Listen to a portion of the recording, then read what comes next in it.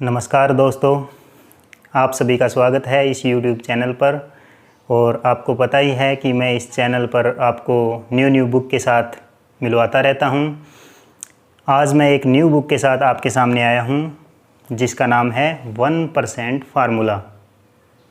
जो आप देख सकते हैं, ये बुक मेरे हाथ में है।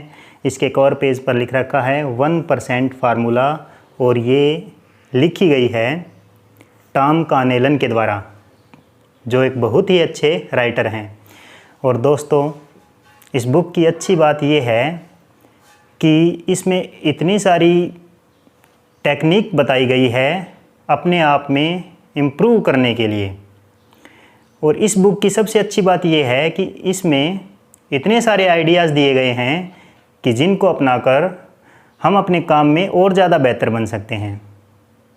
और जैसा कि इस बुक का नाम है 1% फार्मूला, तो इस बुक का मेन जो मैसेज है वो ये है कि कैसे हम अपने काम में 1% बेहतर बनकर सफलता प्राप्त कर सकते हैं।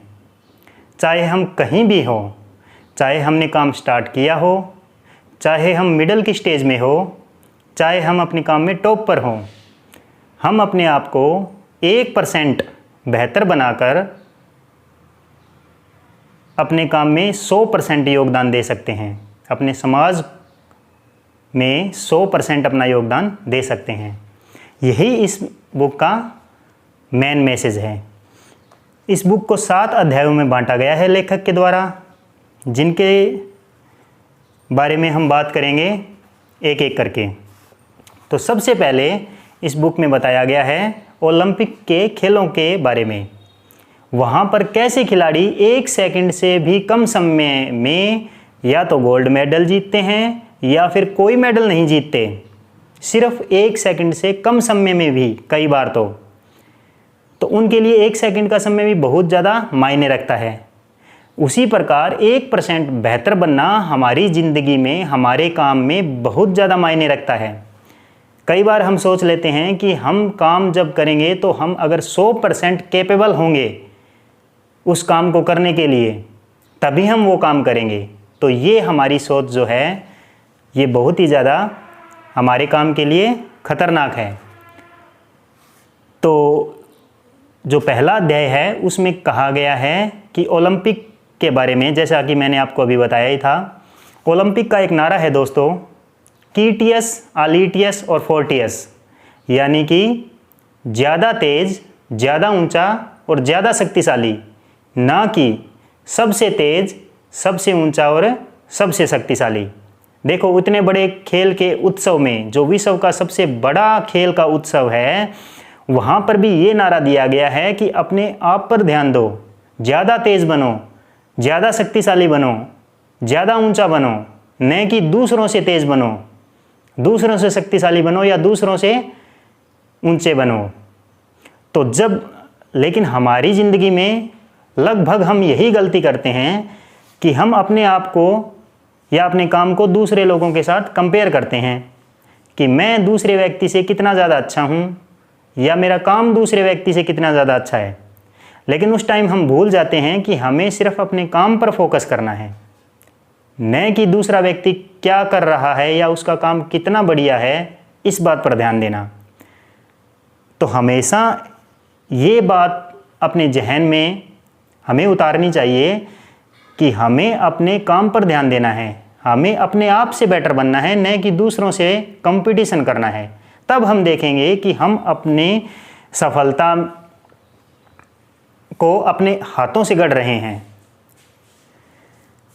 तो दूसरा इसके अंदर अध्याय है जिसमें बताया गया है कि किसी काम को करते समय हम प्रेरित कैसे हों।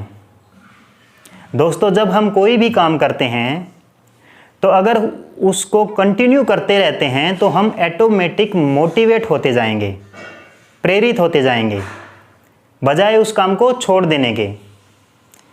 इस बुक में बताया गया है कि अगर आप अपने काम को कंटिन्यू करते हैं तो आप ऑटोमेटिक प्रेरित होते जाएंगे और उसमें अपना योगदान अच्छे से दे पाएंगे।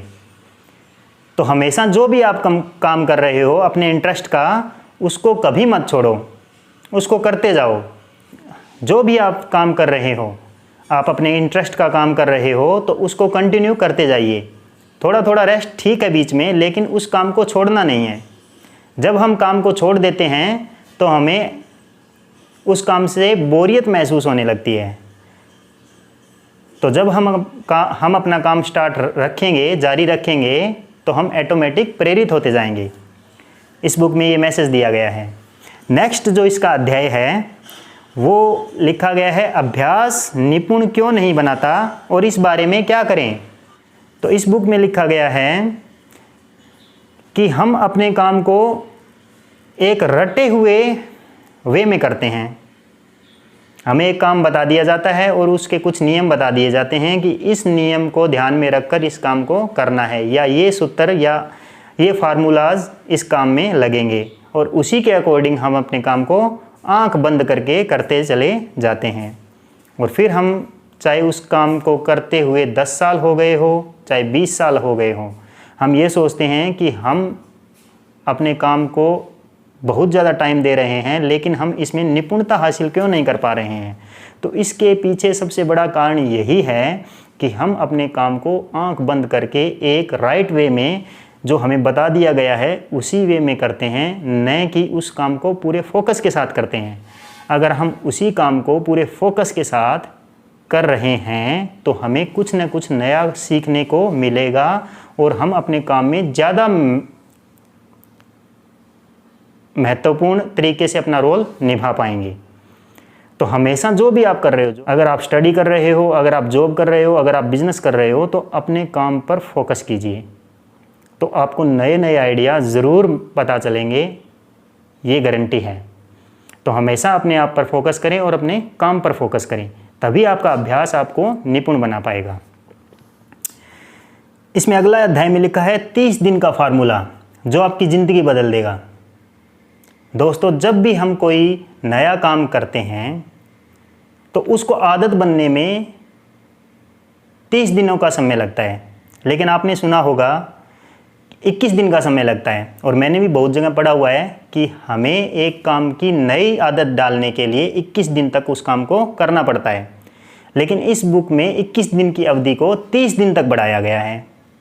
ऐसा इसलिए क्योंकि कैलकुलेशन करने में आसानी होती है। एक महीने में 30 दिन, यानी कि हमें एक काम को 30 दिन तक लगातार करना है, ताकि वो हमारे जीवन में एक हैबिट बन जाए। जैसे कि अगर आप सुबह 5 बजे उठने की आदत डालना चाहते हो, तो अगर आप 30 दिन तक लगातार 5 बजे तक उठते हो, तो उसके बाद में 5 बजे उठना आपकी आदत बन जाएगी।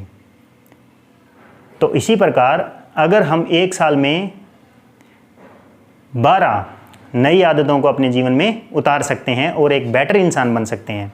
इसमें अगला अध्याय में लिखा हुआ है कि किस तरह कुछ न करने से आपको ज़्यादा करने में मदद मिलती है।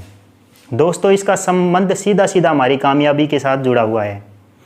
कई बार हम किसी काम को 5-6 घंटे तक लगातार करते हैं, डेली करते हैं, लेकिन हमें उससे कुछ ज़्यादा बेटर परिणाम नहीं मिल पाते कई बार। एग्जाम्पल के तौर पर, अगर आप स्टूडेंट हैं, 5 घंटे डेली पढ़ते हैं, और अगर आपको कुछ नया सीखने को नहीं मिल रहा है तो 5 घंटे की बजाय 8 घंटे मत पढ़ें। 5 घंटे की बजाय 3 घंटे पढ़ना स्टार्ट करें।